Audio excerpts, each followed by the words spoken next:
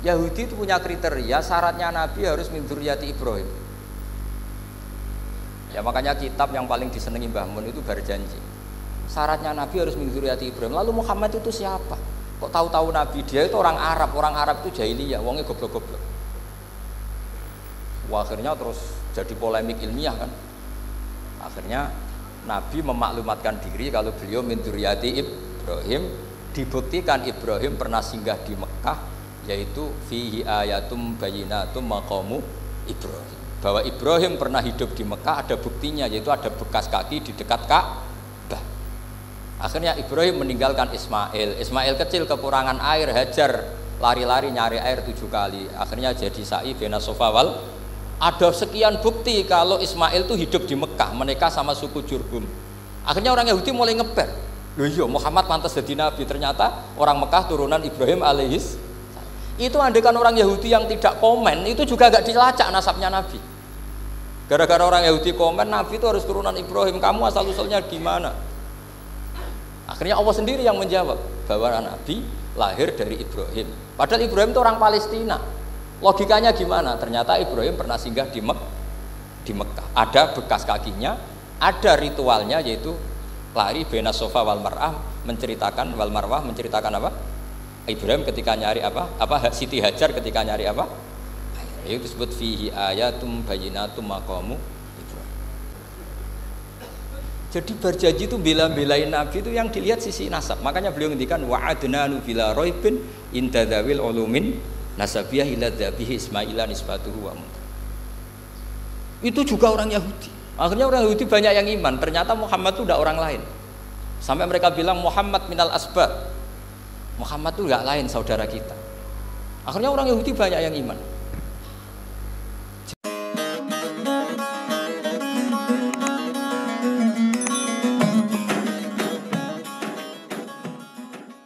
Bismillahirrahmanirrahim. Allahumma sholli wa sallim ala sayyidina Muhammadin wa ala alihi wa sahbihi asma'in nama ba'du. Yang sangat kita hormati Kiai Haji Jamal, semua keluarga, yang sangat saya hormati Habib Muhammad Anis bin Syahab, sedanten yang hadir, terutama Nyai Munjidah Wahab selaku Bupati Jombang yang sangat saya hormati. Sebelumnya saya minta maaf karena ini nanti ngaji hanya 20 menit, karena saya dari awal itu tidak punya kemampuan ngaji umum. Saya ingat saya ngaji umum ini yang ke-9 atau 8, belum pernah. Karena apa ya? Masa Rasulullah jadi nabi itu 23 tahun. Terus sampean ingin ngaji paham dalam 1 jam, itu keangkuhan. Jadi Rasulullah itu jadi nabi itu 23 tahun. Tapi orang ingin memahami Islam, nyewa kiai, diatur lagi, itu kalau nggak pernah sepuh itu dosa, itu jelas itu. Itu 1 jam ingin paham. Saya punya sekian cerita, ini Maulidur Rasul Shallallahu Alaihi Wasallam. Itu dulu zaman Nabi itu ada ayat yang Jibril jauh-jauh dari langit turun ke bumi hanya membawa 1 kalimat. Sehingga syarat seorang mufassir itu termasuk tahu pertanyaan kalimat apa yang hanya 1 diturunkan Jibril, yaitu kalimat minal fajr. Jadi dulu awal-awal Islam itu ada ayat kamu makan wakulu washrobu hatta yatabayyana lakumul khaytul abyadu minal khaytil aswad. Jadi kalau malam puasa itu orang boleh makan selagi melihat benang putih sama benang hitam itu belum kelihatan. Tapi kalau sudah kelihatan mana yang hitam, mana yang putih, berarti otomatis imsak. Itu sahabat entah saking lugunya, itu ya benar-benar masang benang hitam sama putih, dia makan. Nanti 1 jam dari makan misalnya diintip lagi, kok belum kelihatan, makan lagi. Mungkin yang istrinya cantik ya kumpul istrinya lagi, kalau tidak cantik ya sudah tidak usah mungkin. Sampai itu jadi perilaku sahabat berhari-hari. Ketika dilaporkan ke Rasulullah, Rasulullah itu tertawa-tawa. Kok ada begitu? Baru Jibril datang menerangkan minal fajr. Jadi Benang hitam artinya masih malam, benang putih maknanya sudah fajar shadiq. Itu lama sekali. Saya ini termasuk orang yang sangat-sangat susah ketika orang ingin belajar Islam itu instan. Dulu Nabi jadi Nabi itu 23 tahun. Itu untuk menemukan teori masbuk, tidak nyalip imam, itu Nabi juga lama. Jadi dulu sahabat itu kayak anak-anak kecil zaman saya kecil itu kalau imam sudah rakaat ketiga atau rakaat keempat, itu kalau orang-orang desa kan langsung takbir, terus dia sholat sampai 3 rakaat nyalip siapa? Imam. Nanti di rakaat keempat baru sama imam salam dia ikut salam. Itu hebat betul itu sama sekali nggak salah. Kalau ditanya, lo kok ikut salam? Kan sudah sama-sama 4 rakaat karena imamnya dia apa? Disalib. Jadi dia takbir terus tahu imamnya rakaat ketiga atau keempat terus nyalip sampai ke rakaat yang sama, nanti salamnya bareng-bareng imam. Itu dulu sahabat ya gitu. Kalau Rasulullah sudah di rakaat keempat atau ketiga langsung mereka takbir Allahu Akbar nyalip. Setelah nyalip menyamakan dengan Rasulullah salam juga ikut salam. Jadi itu dulu lama sekali prosesnya. Sampai ada satu peristiwa Mu'adz bin Jabal datang, kemudian Nabi sudah sholat, berarti masbuk kalau dalam bahasa fikih. Mu'adz langsung ikuti Nabi, setelah Nabi salam baru Mu'adz menambahkan jumlah rakaat yang tertinggal. Terus semenjak itu jadi sunnah, jadi sunnatan mutaba'ah kalau masbuk ikut imam, kemudian hanya menambahkan rakaat yang tertinggal. Itu 23 tahun. Jadi saya ngisi 20 menit yang nggak paham, 2 jam yang nggak paham, 3 jam yang nggak mungkin paham. Daripada gitu ya 20 menit saja. Ya itu betul, karena saya tidak punya kemampuan untuk itu. Saya masih ingat, saya ngaji umum pertama itu di hallnya abahnya Pak Hamid Pasuruan di Lasem. Kedua di Pak Hamid Pasuruan kemarin. Terus tadi di Kiai Robah Maksum, itu ajudannya 3 kali ke saya tidak mau.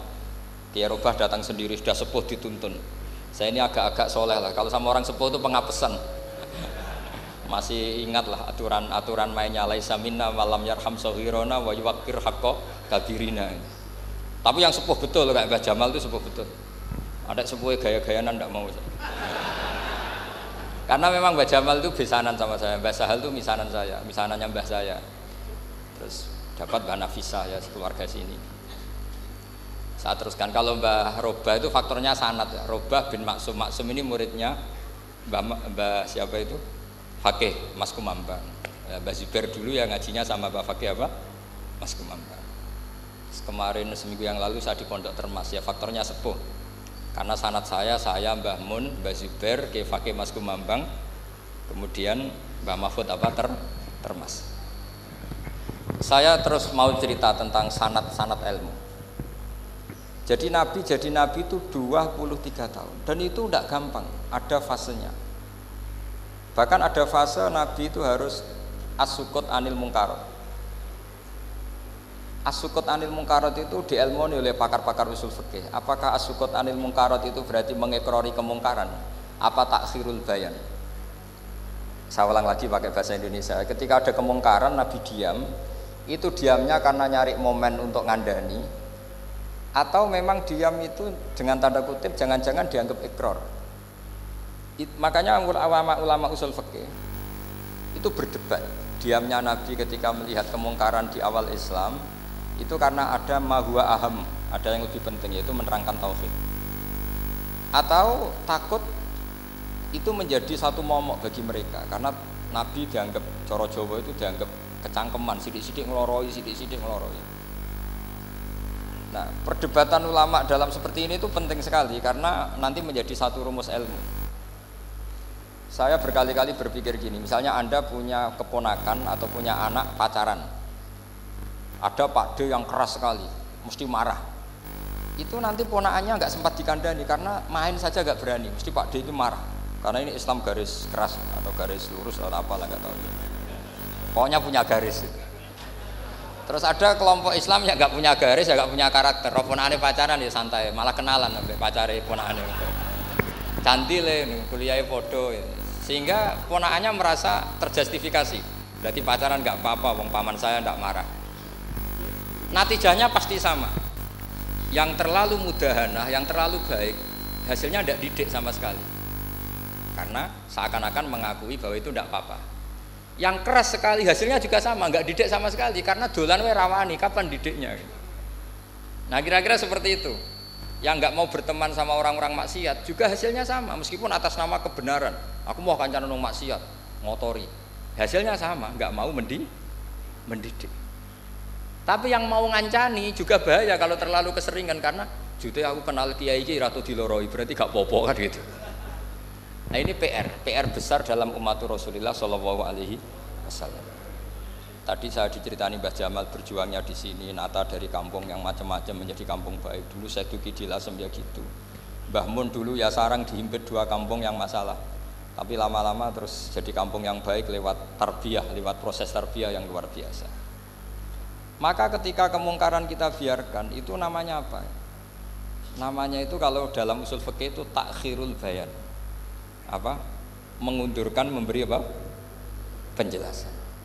Karena sekali tidak dengan definisi ini nanti takutnya dianggap al-iqrar alal mungkar, dianggap ngakui kemungkaran.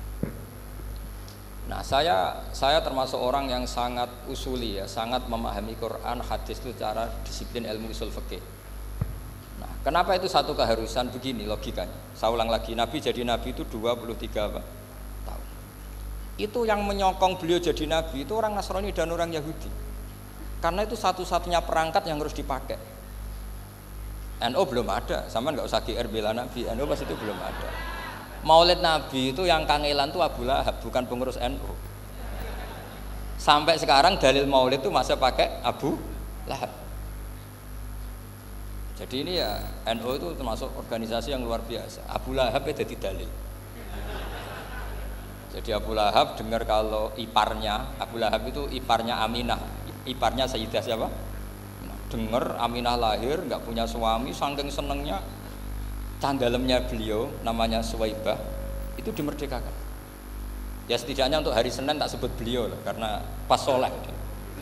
Nanti Selasa Rabu sudah enggak. Itu dimerdekakan. Saya yang kiai kecil saja nggak bayangkan kalau pagi-pagi tidak punya anak dalam, yang bikin kopi siapa, yang mencucikan siapa, yang nyapu rumah siapa. Tapi Abu Lahab saking senengnya punya ponakan itu dikasihkan, sudah Suwaibah kamu pakai saja, sudah biar melayani kamu, ngurusin kamu. Jadi saya bayangkan hari itu Abu Lahab itu mungkin bikin kopi sendiri, nyapu sendiri demi ini. Nah itu sama Allah dikenang sehingga yukhaffafu anul adzabu yaumal isnan, itu masyhur. Idza kana hadza kafiron jaa dhammuhu bi tabbat yadahu fil jahimi mukhal lada ata annahu fi yaumil isnaini daiman yukhaffafu anhu lisururi bi ahmada famadzannu bil abdilladzi kana umruhu bi ahmada masruran wa mata muwahhida. Ini Abu Lahab yang kafir, hormat Maulidur Rasul saja dapat takhfiful adzab, apalagi yang mukmin. Jadi itu satu-satunya dalil Maulid, itu dalilnya Abu Lahab. Ya makanya terus kita itu dibully sama kelompok sebelah, dalil kok Abu Lahab. Tapi saya pastikan awal Islam itu yang menjadi perangkat nubuwah itu hanya Yahudi dan Nasrani. Karena yang lainnya nggak tahu Nabi itu apa. Saya beri sedikit cerita, Nabi itu umur anggap saja kita ikut kaul yang 12 tahun saja. Sebetulnya ada beberapa perdebatan, yang ada yang bilang 9, ada yang bilang 12. Tapi yang debat tidak usah didengerin, sama-sama nggak tahu kok ngotot. Kadang orang debat ya lucu, sama-sama nggak tahu kok ngotot. Anggap saja 12. Nabi datang ke Syam, Syam itu ya sekitar Syria, Lebanon, Palestina itu Syam. Itu pertama yang tahu kalau beliau Nabi itu ya rohib. Rohib itu terjemahnya ya pendeta. Rohib, Bukhaira nemuin Abu Thalib, itu siapa? Ini anak saya. Terus ditanya lagi, ini siapa? Ini anak saya. Sampai 3 kali, terus sampai Abu Thalib itu agak tersinggung. Memangnya masalahnya apa kalau dia anak saya? Terus Ibu Bukhaira bilang gini, semua alamat Nabi pada anak ini itu ada semua, kecuali kecelakaannya satu, anak kamu. Loh memangnya masalahnya apa? Karena alamatnya Nabi di Taurat dan Injil itu yatim, sementara ini punya bapak kamu, ini masalah. Jadi dilihat macanya sudah memenuhi kriteria, semua memenuhi kriteria kecuali satu, karena punya bapak Abu. Akhirnya Abu Thalib ngaku, ndak, ini ndak anak saya, ponakan saya. Akhirnya diketahui kalau ini benar-benar calon nabi. Pertama yang tahu siapa? Pendeta. Karena yang punya khazanah kitab samawi itu ya para orang Nasrani dan Yahudi. Sehingga Al-Quran meskipun pada akhirnya ngeritik Yahudi Nasrani itu, tapi nggak bicarakan Yahudi dan Nasrani. Karena satu-satunya yang masih punya kitab samawi itu Yahudi dan Nasrani, meskipun sebagiannya sudah dirubah-rubah. Alamat pertama itu seperti yang diceritakan di Barjanji, afi ainaihi humratun, matanya dilihat. Terus perlakuan pohon, saya pernah di pohon itu, pohon nubuah, itu umurnya ribuan tahun. Itu kalau Nabi duduk misalnya di arah barat, matahari dari barat, normalnya akan kena kesetrong matahari. Itu yang rubah itu dahannya. Jadi Nabi itu orangnya lugu, duduk aja nggak mau mikir. Memang syaratnya Nabi itu nggak boleh mikir, harus ummi itu lugu. Nggak boleh Nabi mikir besok makan apa, terus jabat apa, itu nggak boleh. Itu udah Nabi, itu maklar itu. Nabi itu nggak boleh mikir. Makanya Quran nyifati Nabi itu makun tata drimal kitab walal iman. Kami itu tidak tahu kitab itu apa, iman itu apa. Jika Nabi itu nggak bisa jumpa pers, nggak bisa. Nabi kok memaklumatkan wah saya tadi malam, nggak bisa. Nabi itu justru bagus kelira-keliru pertama jadi Nabi. Nabi pertama ketemu Jibril itu dikira malakul maut, dia lari ketakutan. Zammiluni Khadijah, saya ini takut, itu tadi ada malakul maut, saya takut. Sama Khadijah dikemulin. Jadi Nabi itu nggak tahu kalau itu malaikat siapa? Jibril. Jibril nggak bisa dia kenalan kayak di seminar. Ini malaikat Jibril pernah kuliah di sini, nggak bisa seperti itu. Jibril itu ya aneh. Pertama ketemu Nabi, Iqra ya Muhammad, kamu harus baca ini. Kata Nabi, Nabi Qur'an, saya tidak bisa baca. Harus bisa. Dipaksa sampai 3 kali. Nabi tetap jawab, saya tidak bisa baca. Terus kata Nabi kenangnya, Toni, saya didekap. Kamu harus bisa baca. Setelah baca dilepas, Nabi lari pulang. Pulang terus bilang ke istrinya, Zammiluni. Ini secara nahwu agak aneh karena mukhatabahnya perempuan satu, harusnya Zammilini. Kalau untuk perempuan harusnya idribi ya, unsuri gitu.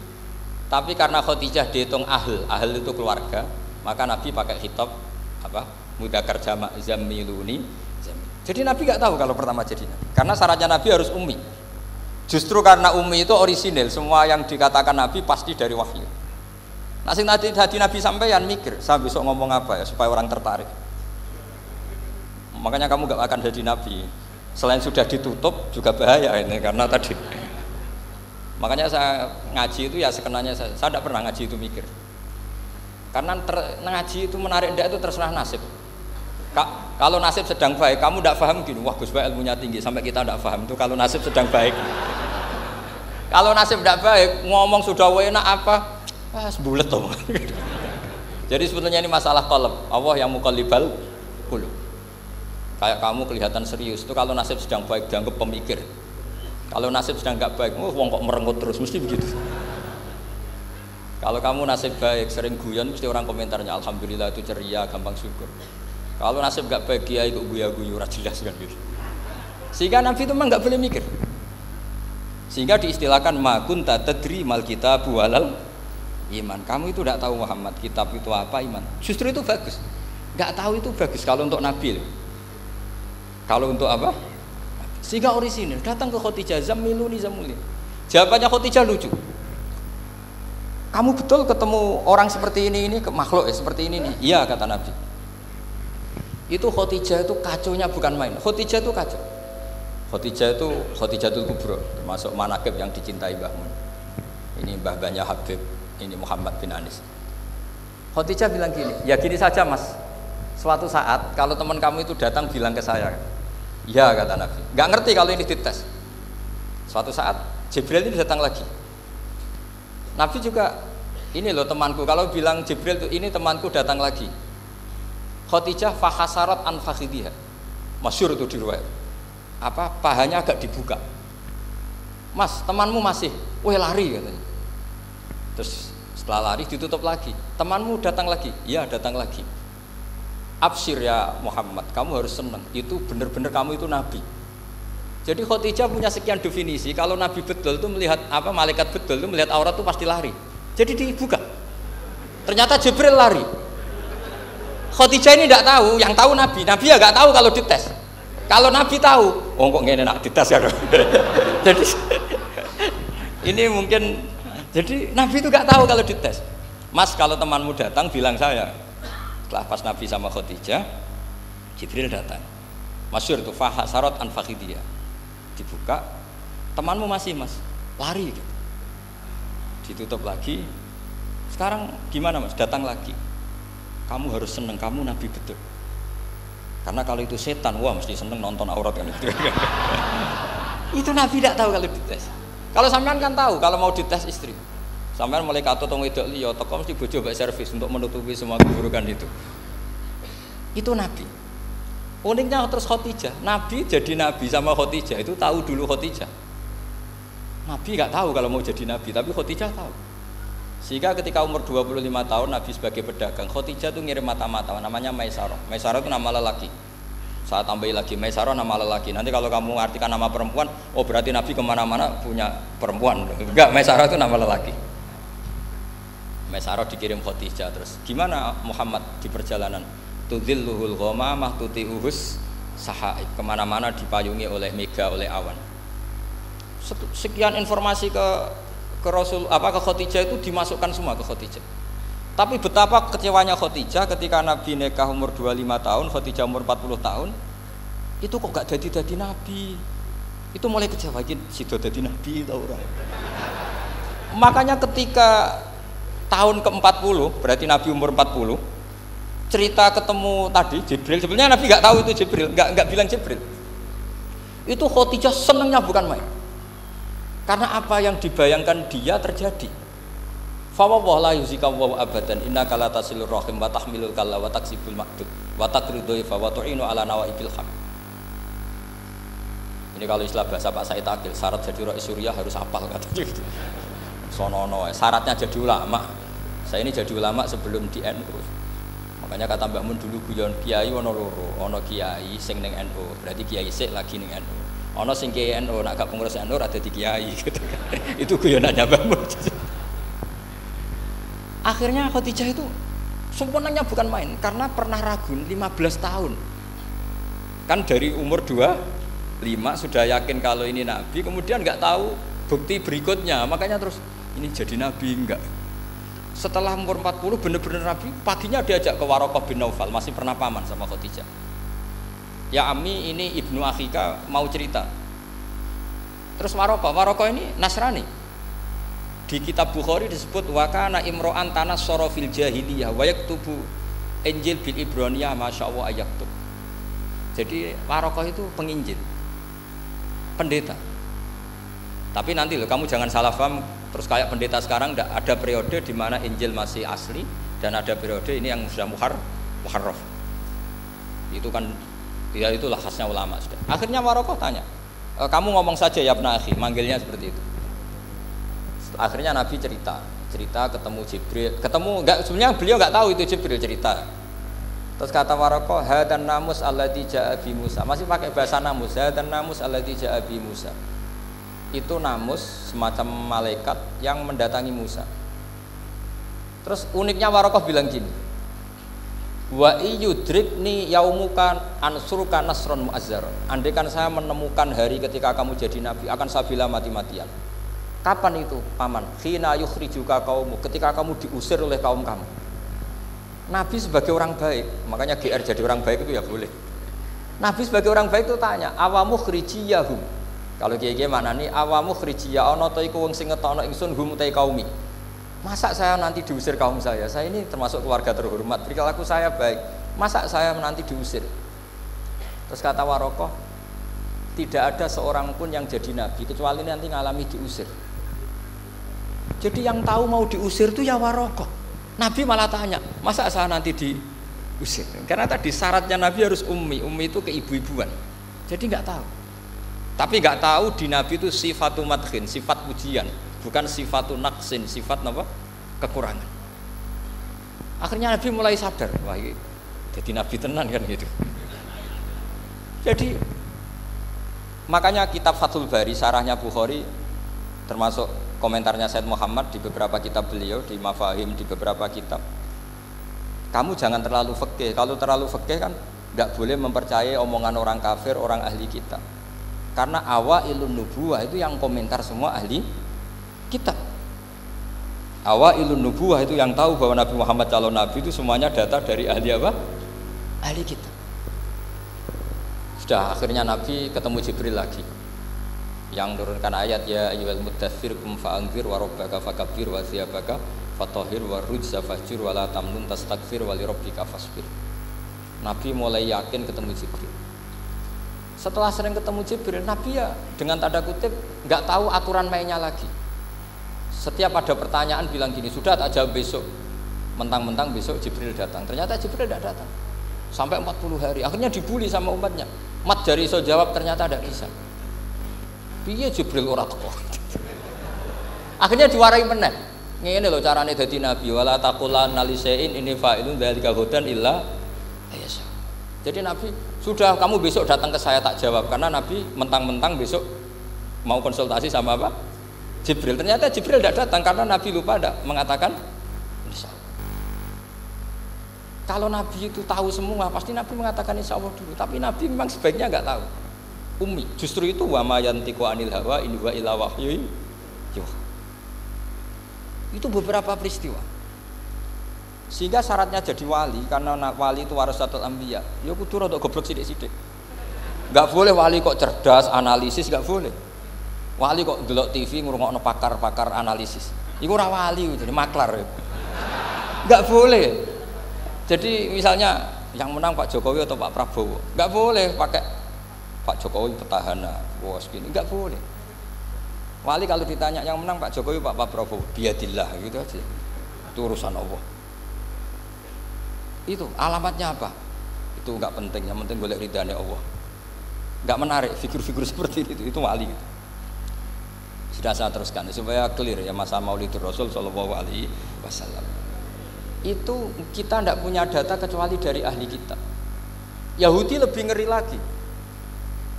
Yahudi itu punya kriteria syaratnya Nabi harus min dzurriyyati Ibrahim.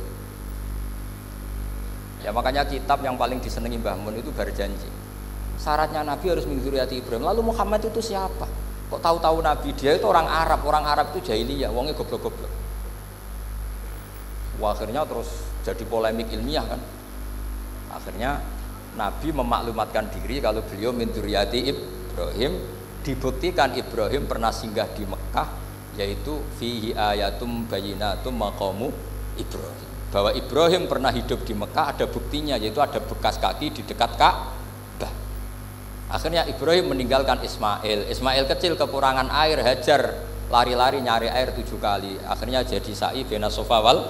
Ada sekian bukti kalau Ismail itu hidup di Mekah, menikah sama suku Jurhum. Akhirnya orang Yahudi mulai ngeper. Loh iya, Muhammad pantas jadi nabi. Ternyata orang Mekah turunan Ibrahim alaihis. Itu andekan orang Yahudi yang tidak komen, itu juga gak dilacak nasabnya Nabi. Gara-gara orang Yahudi komen, Nabi itu harus turunan Ibrahim. Kamu asal usulnya gimana? Akhirnya Allah sendiri yang menjawab bahwa Nabi lahir dari Ibrahim. Padahal Ibrahim itu orang Palestina.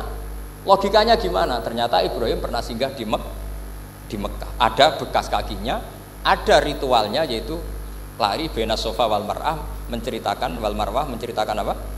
Ibrahim ketika nyari apa? Siti Hajar ketika nyari apa? Itu disebut fihi ayatum bayyinatum maqamu Ibrahim. Maka Berjanji itu kitab yang masalah madaih itu bagus secara tarik.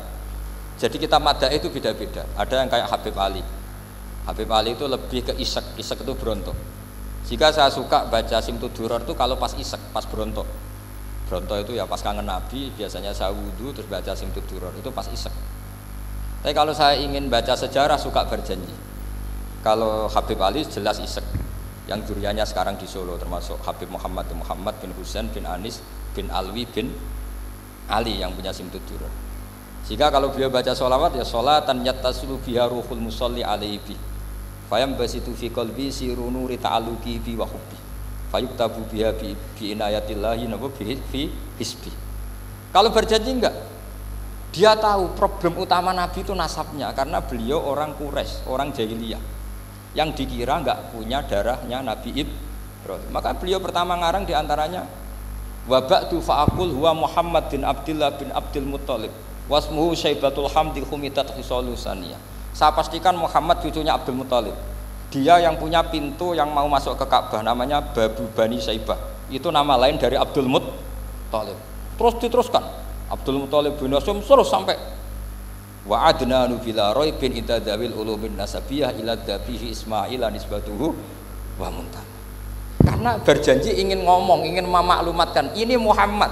Kamu kira orang mana? Beliau adalah turunan Ibrahim. Kayak apa alimnya yang ngarang berjanji? Nah, saya berkali-kali ngomong di mana-mana. Lah berjanji itu nasibnya kurang baik. Dibaca bahasa Arab, yang baca nggak paham, yang dengar nggak paham. Akhirnya kubu sebelah dianggap baca mantra. Nah, terus dihukumi bid'ah kan? Coba kalau itu ditulis bahasa Indonesia. Nasab Muhammad, dia punya bapak Abdullah, punya mbah Abdul Muthalib gini-gini. Paling kubu sebelah tidak akan bilang bid'ah, mesti ngomong ini buku sejarah. Jadi gara-gara mbok waca bahasa Arab, sing maca ora paham, sing nyenggaki ora paham, terus koyok mantra.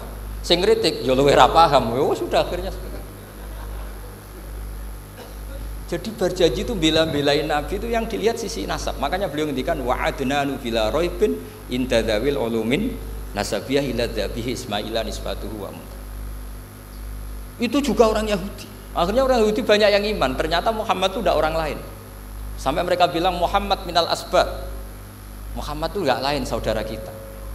Akhirnya orang Yahudi banyak yang iman.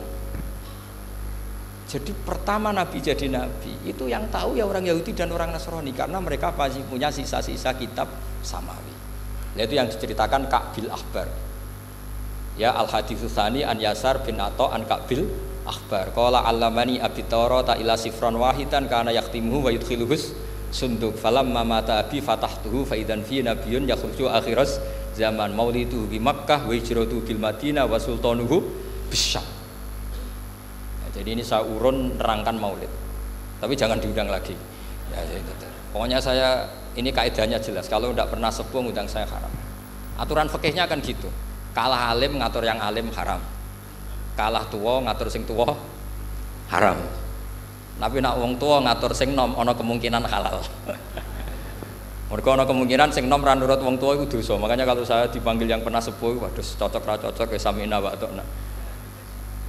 Karena Mbah Jamal ini abahnya Gus Rozin, biasanya Basal. Terus saya pokoknya tak ingat saya pengajian umum itu baru ke-7 ke 8. Semoga ya nanti sampai mati ya jumlahnya masih bisa terhitung. Tapi kalau ngaji rutin saya terus ngaji rutin. Saya pernah baca hikam di Jogja khatam. Kalau di pondok saya sudah nggak terhitung saya khatam berapa kitab, nggak terhitung karena saya sering ngaji rutin.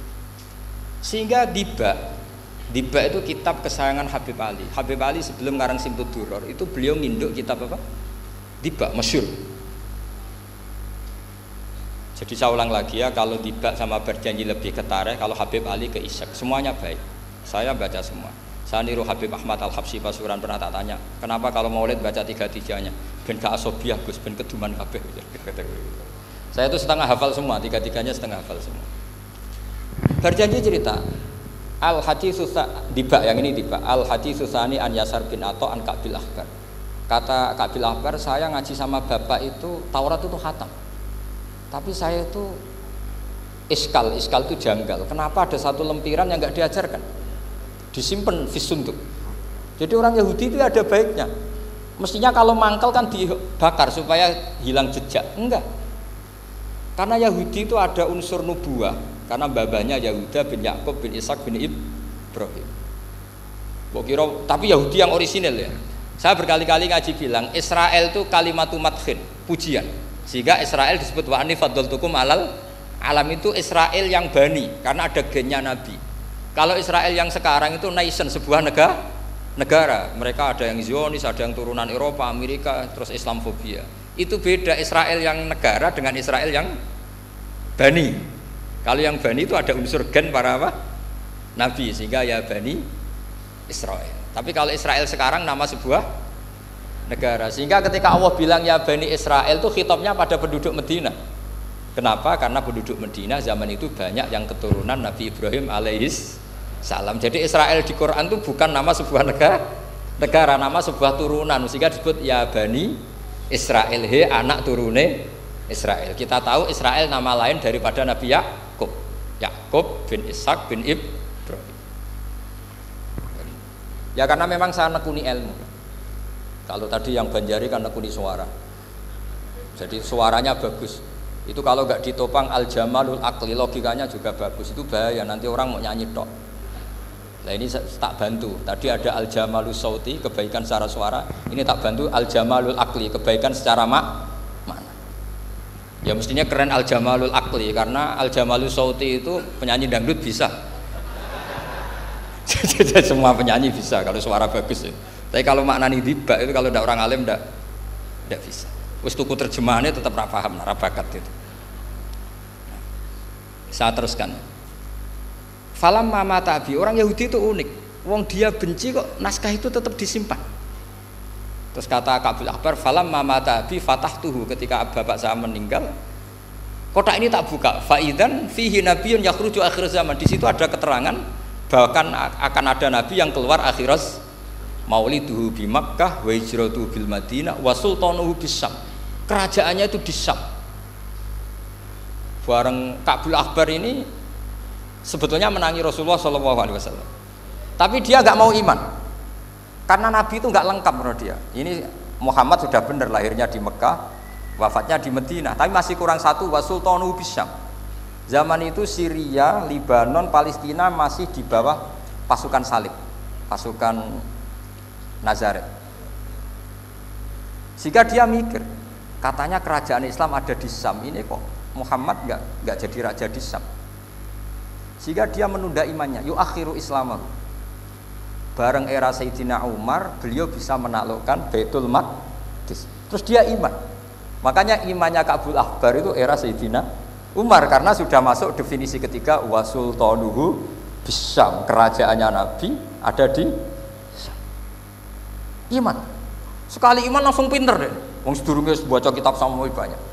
Sehingga Sayyidina Umar kalau mau tanya kitab Samawi ya tanya Kabul Akbar. Karena beliau itu Nabi sudah benar maulidu bi Makkah wa hijratu bil Madinah wa sultanuhu bisa. Rasulullah ketika wafat atau intaqala ila rafiqil ala itu belum menangi Islam menaklukkan mana Palestina. Tapi Nabi itu kasef. Nabi itu nak kasef itu ya lucu. Makanya kalau ada kiai lucu itu ya anggapnya niru Nabi. Nabi itu lucu. Ada sahabat itu gak pati ganteng, pendek gak pati ganteng, namanya Surakoh. Itu digojlok sama Nabi. Surakoh, bagaimana kalau kamu suatu saat itu pakai tas itu apa? Mahkotanya raja Syam, raja Kaisar. Ya Surakoh ya dianggap Nabi guyon gitu aja. Nabi guyon aja itu. Singkat cerita, suatu saat Umar itu mengalahkan kerajaan itu, Kaisar itu dikalahkan Umar. Saking takutnya lari, mahkotanya itu jatuh disaksikan Surakoh. Terus ingat, dulu Nabi pernah ngendikan itu disuruh pakai saya. Akhirnya sama Surakoh dipakai. Ya tetap orang ganteng, orang ganteng. Itu. Padahal sudah pakai mahkota Kaisar. Barang setelah dipakai, kata Umar, ikhla'ha. Itu dicopot, mau saya pakai untuk Baitul Muslimin, untuk Baitul Mal. Kata Surakoh, bukankah Nabi ngendikan kalau ini yang pakai saya? Jawabnya Umar, innama yaqulu Rasulullah litalbisaha walam yaqul litamlikaha. Kata Nabi hanya ngendikan kamu disuruh pakai tapi tidak disuruh memiliki. Kayak apa Rasulullah kasefnya? Itu kata orang-orang yang pernah ke Turki. Saya belum pernah ke Turki, tapi saya hafal hadis sahih ini. Itu ditulis di masjid Turki itu, la taftahunnal Konstantinia, kamu akan bisa mengalahkan pasukan Konstantinopel. Itu dikalahkan setelah 1000 sekian tahun dari wafatnya Nabi. Kayak apa kasefnya Nabi? Karena Nabi wa ma yantiqu anil hawa in huwa illa wahyu. Coba kalau Nabi kayak pengamat, ngomong apa yang kira-kira terjadi? Wah itu kan mesti keliru semua karena berdasar akal. Tapi kalau Nabi berdasar apa? Kasef. Kasef itu satu kenyataan yang dipertontonkan Allah Subhanahu wa taala. Terus kedua, alamat Nabi itu pakai sandi. Sandi itu sesuatu yang enggak jelas tapi menjadi jelas bagi ahlinya. Saya ulang lagi, sandi itu kayak sandi di militer itu. Atau sandi di KPK itu ada sandinya. Sandi itu ya kata sandi. Saya pernah diceritani Pak Busro Mukoddas ketika ketua KPK itu lucu. Wah, sandinya koruptor saya tambah kacau Pak Bah. Itu kalau bilang uang itu kalau yang kemarin rame kan apel Amerika sama apel Malang. Kalau apel Amerika berarti US apa? Dolar. Kalau apel Malang berarti apa? Rupiah. Setelah KPK tahu sandinya diganti Ustadz. Jadi koruptor kalau mau korupsi ini pun temannya. Loh ini Ustadznya sudah siap loh, kamu gak ikut pengajian. Itu sempat penyadap KPK itu gak mau ngecek. Masa orang pengajian dicek? Ternyata ya gak ada acara pengajian. Ustadz itu maknanya uang. Koruptor saking ngerti itu disadap KPK itu sandinya gimana? Datang nggak ke sini, ini Ustadznya sudah siap, ini ada pengajian. Hampir KPK itu nggak ngecek karena pengajian, Ustadznya sudah siap. Setelah digerebek ternyata Ustadz itu sandi dari makna apa? Uang. Gak kurang ajar itu Ustadz katanya.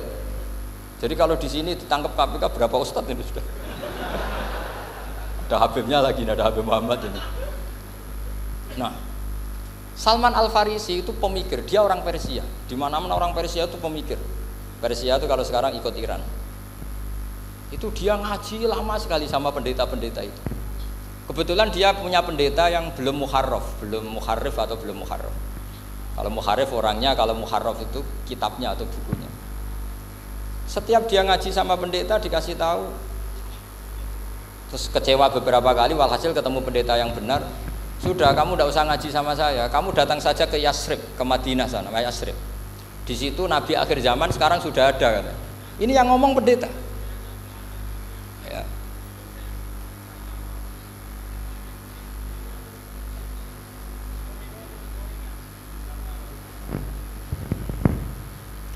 Ya terus sandinya itu 3.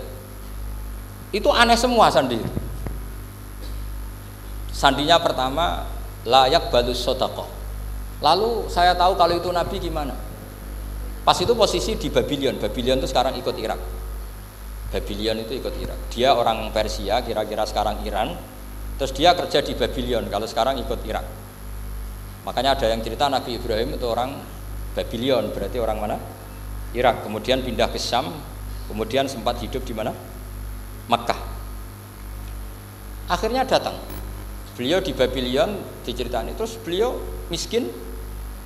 Terus ada kafilah dari Yasrib, dia bilang saya siap jadi budak Anda asal saya dibawa ke Yasrib. Akhirnya Salman jadi budak.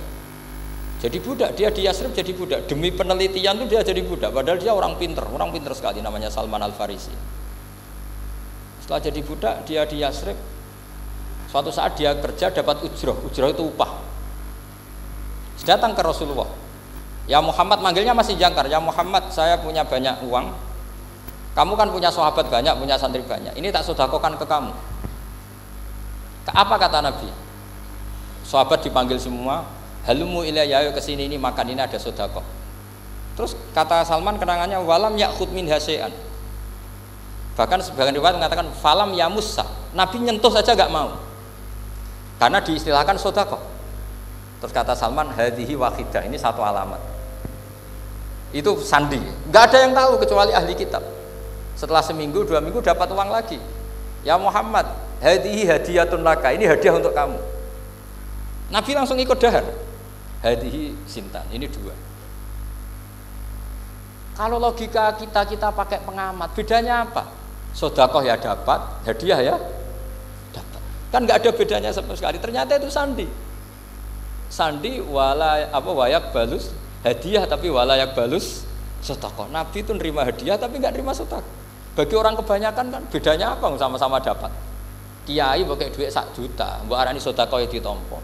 Mbok kei 50.000 diarani hadiah ya ditampa. Sementing kan duit. Tapi kalau Nabi tidak bisa seperti itu. Kalau dikatakan sedekah nggak mau nerima, kalau hadiah, akhirnya, wah ini sudah ada 2 alamat. Jadi alamat itu ya kadang aneh, masa sedekah sama hadiah dibedakan. Terus ketiga, wafi katifihil aisar khotamun nubuwah, mislu baidotin nu'amah. Di katifil aisar, apa kalau orang sini bilang apa? Pundak yang kiri itu ada khotamun nubuwah, ada alamat bahwa beliau adalah nabi akhir zaman, yaitu mislu baidotin nu'amah, kayak semacam telur manuk darah. Wah itu pusing, Waduh, caranya ngelihat gimana? Dia berkali-kali datang ke situ. Nabi itu orangnya priayi, jadi sering pakai baju. Kalau Nabi ini jenengan sering blodor gampang. Ini kan Nabi kan sering priayi. Tapi Nabi itu memang unik. Ketika Salman ke situ, pas beliau mau wudu, biasanya nggak pernah pakai buka baju. Nabi dibuka bajunya. Akhirnya Salman fa'aqabba alaihi, bersungkur di depan Nabi, kemudian mengatakan amantu bika ya Rasulullah. Karena ada 3 alamat. Lagi-lagi 3 itu juga didapatkan dari ahli kitab. Makanya di awal-awal Islam itu ahli kitab itu luar biasa. Meskipun akhirnya di akhir-akhir masalah karena banyak oknum yang mentahrif itu. Jadi saya mohon ilmu-ilmu seperti nggak boleh hilang. Jangan mentang-mentang orang Yahudi Nasrani sekarang sudah muharraf kamu terus anti sama sekali. Tetap ada sisa-sisa samawi. Karena mereka masih megang kitab apa? Samawi. Jadi kita fair saja. Yang salah ya salah, yang benar gini apa? Benar. Makanya saking fairnya Nabi, ini harus ditiru oleh semua orang NU, orang Muhammadiyah, orang apa saja. Nabi itu kalau menghormati satu ilmu itu luar biasa. Kata Sayyidina Umar, saya ini punya naskah banyak Taurat karena naskahnya menarik ya Rasulullah. Ada sahabat lagi cerita begini-begini. Jawabannya Nabi apa? La tusaddiquhum wa la tukadzibuhum. Kamu ya jangan bilang iya, ya jangan bilang tidak. Kalau kamu bilang iya, ternyata yang pas muharraf, yang pas sudah ada orisinil. Kamu bilang, wah itu bohong semua, ternyata ada yang masih orisinil. Kayak apa Rasulullah hati-hatinya? La tusaddiquhum wa la tukadzibuhum. Kalau sekarang enggak, orang ekstrim, pokoknya salah. Kalau ndak kita pokoknya salah. Iku ora ono hadise. Sing ono iku emosine, paham nggih? Jadi Nabi itu fair, kalau sesuatu enggak mesti ya la tusaddiquhum wala tukadzibuhum. Kamu ya jangan bilang iya, ya jangan bilang tidak. Faqulu amanna billah wa ma unzila ilaina. Jadi ini kebanggaan kita terhadap Rasulullah sallallahu alaihi wasallam. Terus persinggungan Nabi dengan Yahudi Nasrani itu unik. Terus diantara lagi yang ditulis itu wasallal kiblaten, dan Nabi pernah sholat di 2 kiblat. Ternyata betul. Kita tahu Nabi sholat di Ka'bah, ketika di Madinah diminta sama Allah disuruh sholat ke Baitul Maqdis, dan itu kiblatu Anbiya. Akhirnya orang Yahudi banyak yang iman karena sesuai definisinya wa annahu sholla al-kiblaten. Nah alamat-alamat seperti ini orang sudah lah itu dibak berjanji. Itu fasih betul menerangkan itu. Jadi saya bilang kalau Simtud Duror itu madainya isek luar biasa, brontonya Habib Ali. Sampai ketika beliau baca sholawat itu tidak kayak sampean. Sampean baca sholawat, sholawati sitok wis tanhalu bil uqadu wa tanfariju bil qurabu wa tubdu bil hawa iju. Sholawat sing kena go nyaur utang, go kabul kajate wonya gitu. Sholawatnya sekali permintaannya panjang sekali. Kalau Habib Ali enggak, makanya saya suka sama sholat beliau. Sholatan yattasilu biha ruhul musolli alaihi. Dengan sholawat ini rohnya yang membaca sholawat sambung sama rohnya Rasulullah SAW. Barokahnya sambung menjadi mencintai. Barokahnya mencintai wayuk tabu biha bi inayatillah fi hisbi. Barokahnya mencintai ditulis termasuk umatnya Rasulullah SAW. Nah sholawatnya sampean kan enggak seneng tan halu bil uqad, semua problem hilang. Watan fariju bil kurab, semua kesusahan hilang. Waktu bil hawa cek kabul kajate. Waktu nalu biro goib kasil sing seneng-seneng. Wis pokoknya sudah. Saya itu ya kadang iskalnya sholawati sitok jalukane cek akeh. Ya tapi itu tetap baik ya. Piro-piro tawasule mbek sholawat ra Gunung Kawi ngoten mawon nggih. Jadi tetap baik gitu.